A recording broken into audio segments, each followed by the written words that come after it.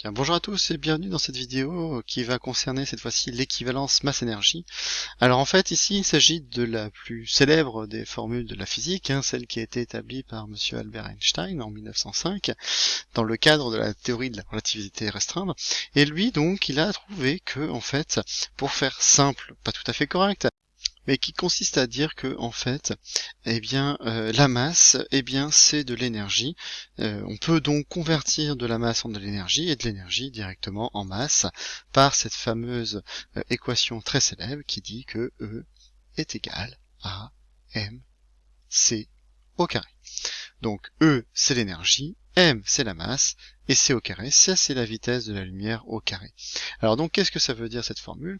Ça veut dire qu'en fait, quand je vais faire des transformations nucléaires, c'est le cas dans ce chapitre, le fait de perdre un peu de masse va libérer une énorme quantité d'énergie. Alors, pour être un peu plus correct, je pourrais mettre des liens vidéo sur internet qui permettent d'expliquer un petit peu plus cette formule qui existe, mais pour nous, en fait, ça va suffire cette année pour faire les calculs dont on a besoin.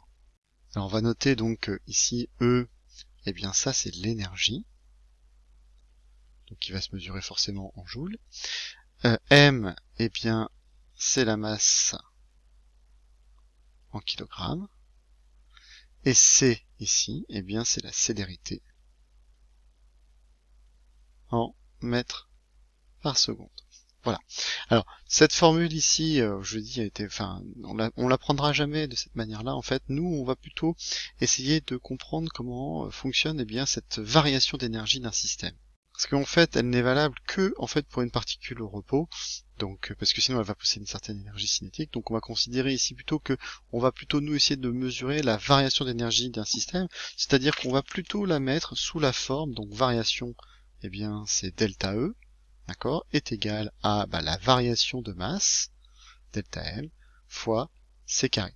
Alors en fait je vais rajouter quand même quelque chose, que la variation de masse elle peut être positive ou négative, donc pour éviter tout problème avec le signe, ce que je vais faire c'est que je vais rajouter ici des valeurs absolues à cette formule pour pouvoir faire des calculs sans avoir des problèmes de signes qui peuvent apparaître.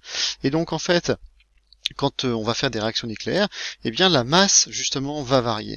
Cette masse qui va varier va permettre donc de libérer de l'énergie ou alors de contenir de l'énergie, mais pour nous ce sera plutôt de la libération d'énergie. Et donc ce delta M ici, ça c'est ce qu'on va appeler le défaut de masse. Ça va être égal donc à la masse de vos réactifs, la masse de vos produits, moins la masse de vos produits, de vos réactifs. Donc avec delta M, donc ça c'est ce qu'on appelle le défaut de masse. Donc défaut de masse.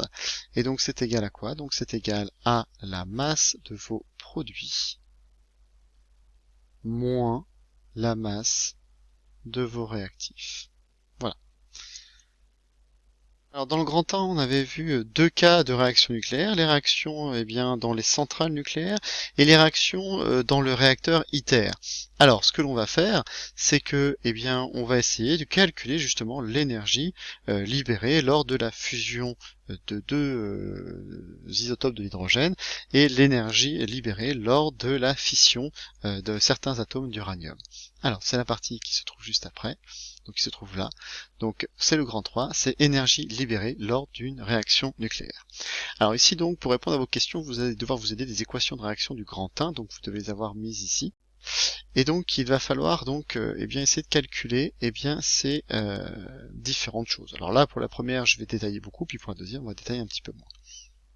Alors ce que vous pouvez faire c'est essayer de répondre aux questions au fur et à mesure, et puis moi je vais faire la correction, donc je vous ferai faire des pauses vous, et puis vous essayerez de le faire directement.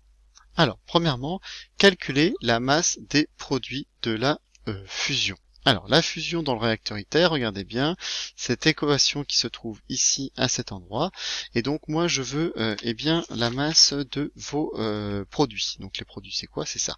Alors regardez bien, j'ai un noyau d'hélium et j'ai ici un neutron. Dans les données on vous donne la masse d'un neutron et la masse d'un noyau d'hélium. Donc je vais calculer ici masse des produits, donc je peux marquer par exemple M produit, donc qui est égal à la masse d'un noyau d'hélium, donc M de 4,2He, plus la masse d'un neutron, donc 1,0N. Donc je peux faire mon calcul. Donc la masse de l'hélium, c'est marqué juste au-dessus, c'est 6,645, j'ai mis un 4, fois 10 puissance moins 27 kg. C'est un 7. Donc plus eh bien la masse d'un neutron, c'est-à-dire 1,675 fois 10 puissance moins 27 kg. Alors quand on fait le calcul ici, on trouve 8,320. 8,320 fois 10 puissance moins 27 kg. Voilà, donc ça c'est la masse de mes produits. Bah, même chose pour la masse des réactifs. Donc on va dire que la masse de mes réactifs, ici, est égale, eh bien, qu'est-ce que j'ai comme réactif? Si on regarde bien, vous avez eh bien un noyau de deutérium et un noyau de tritium. Donc je vais les marquer ici. Donc c'est égal à la masse d'un noyau de deutérium ici, plus la masse eh bien d'un noyau de tritium. Je regarde là-haut les valeurs. Donc le deutérium c'est 3,344 fois 10 puissance moins 27 plus eh bien 5,007 fois 10 puissance moins 27, et donc dans ce cas-là, moi je vais trouver une valeur de 8,351 fois 10 puissance moins 27 kg. Voilà. Alors, donc, qu'est-ce qu'on s'aperçoit? On s'aperçoit déjà d'une que, eh bien, regardez bien, cette masse-là, elle est plus importante que celle-ci. Hein, on voit bien que dans une réaction nucléaire, eh bien, vous n'avez pas conservation de la masse, et donc, en quoi va cette masse va s'être transformée? Eh bien, en énergie. Donc, on va essayer de calculer justement ce défaut de masse. Alors, le défaut de masse, on va le noter donc delta M. Donc c'est la masse de mes produits moins la masse de mes réactifs. On peut faire l'inverse, ça change rien parce qu'on met une valeur absolue après. Donc ce qu'on va faire, c'est qu'on va faire 8,351 fois 10 puissance moins 27 moins eh bien 8,320 fois 10 puissance moins 27. Quand on fait ce calcul, eh bien on va trouver 3,100. Alors je mets bien mes trois chiffres, mes 4 chiffres significatifs fois 10 puissance moins 29 kg. Voilà. Donc en gros, je perds, quand je vais fusionner un noyau de deutérium et un noyau de tritium, et bien la masse qui va être perdue, c'est-à-dire le défaut de masse, est égal à 3,1 fois 10 puissance moins 29 kg. Vous allez me dire, c'est pas beaucoup, certes, mais c'est suffisant pour libérer énormément d'énergie. C'est ce que l'on va calculer ici. Alors, déterminer l'énergie libérée par la fusion en joules, puis en EV, c'est-à-dire en électronvolts. Alors, on va marquer delta E fusion, pour la distinguer tout à l'heure. C'est égal à quoi? C'est donc la formule de M. Einstein qui s'appelle l'équivalence masse-énergie. Donc delta M fois C carré. Donc ici, delta N, je viens de le calculer, c'est 3,100 fois 10 puissance moins 29 fois la vitesse de la lumière au carré, c'est une constante, elle est à connaître. Ça, c'est 3,0 fois 10 puissance 8 mètres par seconde, et je n'oublie pas ici mon carré sur la parenthèse. Donc quand je fais ce calcul-là, eh bien je vais trouver donc une valeur dans l'unité officielle de l'énergie, c'est-à-dire des joules, 2,790 fois 10 puissance, eh bien moins 12 joules. Alors, on va essayer de convertir ça en électronvolts. Pourquoi? Parce que tout simplement, eh bien, vous voyez, ce chiffre ici, il est très petit. Donc, on va essayer de trouver une unité un petit peu plus adaptée que le joule pour mesurer cette énergie. Alors, dans votre énoncé, vous avez ici une donnée, un EV, donc c'est 1 électronvolt, est égal à 1,06 fois 10 puissance, 1,602 fois 10 puissance, eh bien, moins 19 joules. Donc, globalement, ici, comment je vais faire? Je vais vous montrer sur le côté comment ça marche. Donc, je vais réécrire la petite chose qui est marquée ici. Donc, 1 électronvolt, c'est égal à 1,602 fois 10 puissance, eh bien, moins 19 joules. Alors, l'électronvolt, à quoi ça correspond? Ça correspond à l'énergie d'un électron qui va être accéléré par une tension de 1 volt. Voilà, électron-volt. Alors du coup, moi c'est une valeur en joules que j'ai, donc c'est 2,790 fois 10 puissance moins 12. Donc vous voyez que maintenant, si je veux faire trouver ma valeur, je vais faire ça fois ça divisé par ça, donc je vais diviser par 1,602 fois 10 puissance moins 19. Et quand on prend ce résultat et qu'on divise par 1,602 fois 10 puissance moins 19, eh bien on trouve 1,742. fois 10 puissance 7 EV, donc électronvolts ici. Voilà. Alors, je vais vous laisser mettre sur pause, et puis vous pouvez essayer de faire la suite aussi pour essayer de faire la même chose, mais pour l'équation de fission dans une centrale nucléaire. Donc, il faudra prendre eh bien l'équation qu'on a déjà notée ici pour pouvoir la faire. Bien. Alors, voilà, je pense que vous avez fait une pause. Donc, aller des données, calculer le défaut de masse lors de la fission. Alors, là, de ce coup, on va pas demander de faire la masse des réactifs pour les produits, on va le faire directement. Donc, on va marquer que delta M, donc c'est la masse des produits. Alors, qu'est-ce que j'ai comme produit? Alors ici, on a un atome de xénon, un atome de strontium, et 2 neutrons ici, il faudra pas les oublier. Donc, c'est la masse d'un atome de xénon, 140, 54 XE, plus eh bien, la masse d'un atome de strontium, donc ça vous donne M de 94 38 SR, plus, attention, 2 fois la masse eh bien, d'un neutron ici. Donc ça, c'est la masse de mes produits. Je vais retirer maintenant moins quoi? Eh bien, la masse de mes réactifs. Alors, qu'est-ce que j'ai comme réactif? Eh bien, si vous regardez bien, vous avez un noyau d'uranium et un neutron. Donc ici, moins la masse d'un atome d'uranium 235, 92, plus ici la masse d'un neutron, donc 0,1. Donc, regardez bien ici, j'ai quelque chose que je peux simplifier, puisque j'ai le signe- qui se trouve là va faire moins la masse ici, moins la masse d'un neutron, donc moins ici la masse d'un autre neutron, donc je vais dire que je vais pouvoir barrer ça, et je vais pouvoir barrer mon 2 qui va se trouver ici.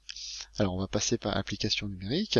Alors l'application numérique, ça vous donne quoi? Donc ça vous donne le xénon, c'est 232,298, donc là je vais être à 6 chiffres significatifs, fois 10 puissance moins 27, plus la masse du strontium, c'est-à-dire 155 917 fois 10 puissance moins 27, plus la masse d'un neutron qu'on avait déjà calculé tout à l'heure, dont je me souviens plus la valeur, c'est-à-dire elle est là, donc 1,600, non on l'avait pas vu tout à l'heure, donc 1,675, donc 1,675 fois 10 puissance moins 27, c'est un 7 ici, voilà, moins la masse d'un atome d'uranium qui est donné là, donc moins 390,220 fois 10 puissance moins 27.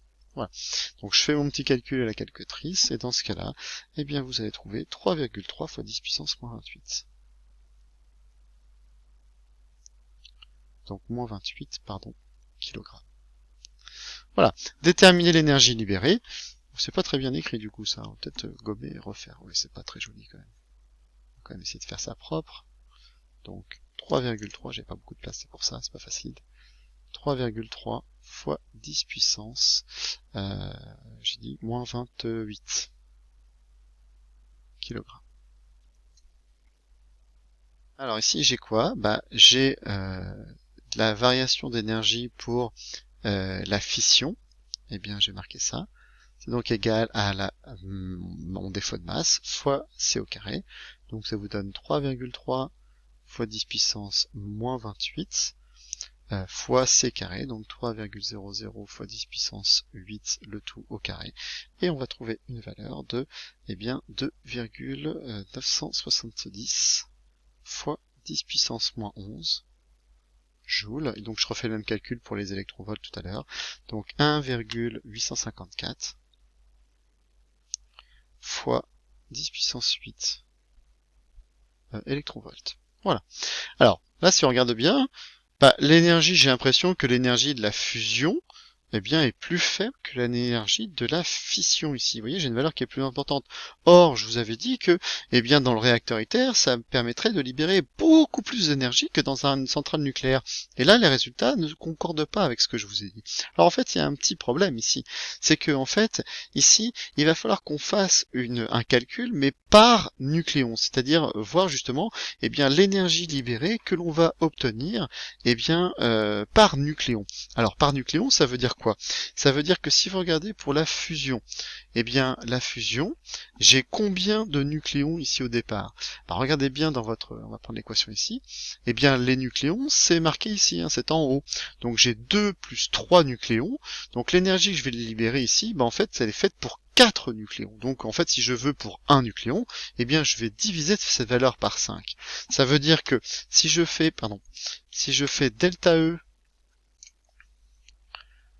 delta E fusion que je divise par 5, eh bien dans ce cas-là, je vais prendre la valeur que j'ai calculée tout à l'heure, c'est-à-dire celle-ci, donc 1,792 divisé par 5. Vous allez trouver quoi? Vous allez trouver 3,484 fois 10 puissance 6 électronvolts. Et donc je fais la même chose pour l'autre.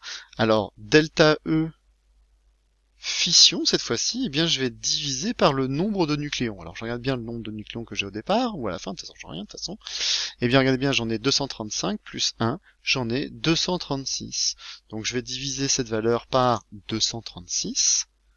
Et quand je fais le calcul, eh bien je vais trouver 7,856 fois 10 puissance 5 électronvolts. Et donc on s'aperçoit quoi? Eh bien que cette valeur-là est quand même bien supérieure, donc la fusion par nucléon va libérer beaucoup plus d'énergie, donc pour une même quantité de matière, eh bien on va libérer beaucoup plus d'énergie que la fission que l'on va se trouver ici. Donc l'énergie libérée ici est 4, pardon, c'est fou, zut. C'est 4,4 fois supérieure, cette valeur-là, ici, est 4,5 fois plus d'énergie par